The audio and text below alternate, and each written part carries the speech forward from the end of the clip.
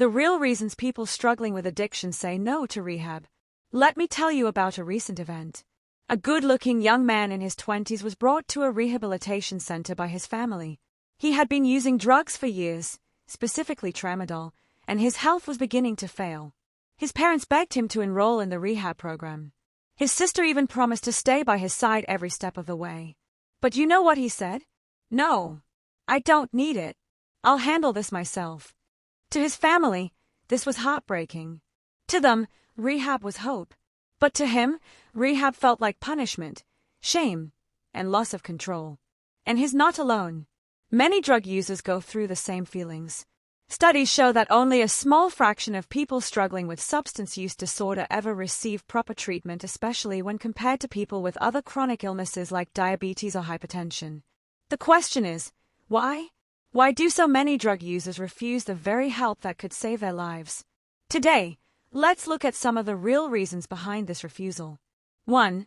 The stigma of addiction. Addiction is one of the most heavily stigmatized health challenges in our society.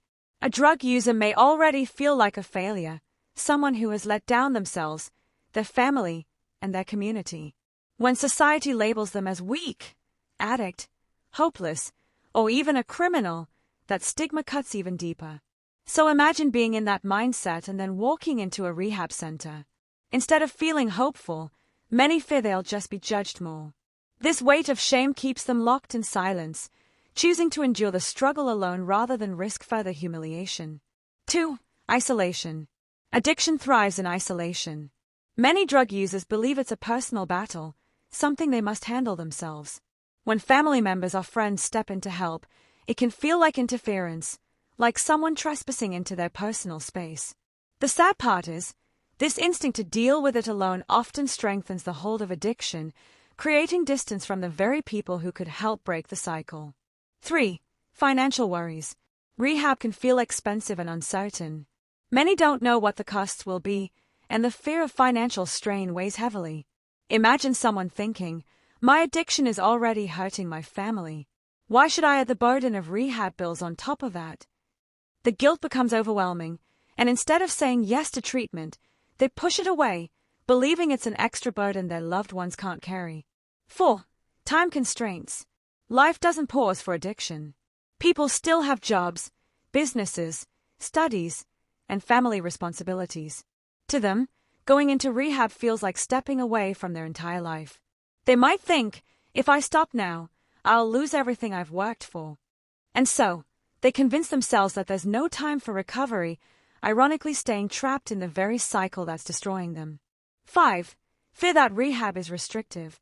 For some, rehab feels like confinement, a place of strict rules, dull routines, and loss of freedom.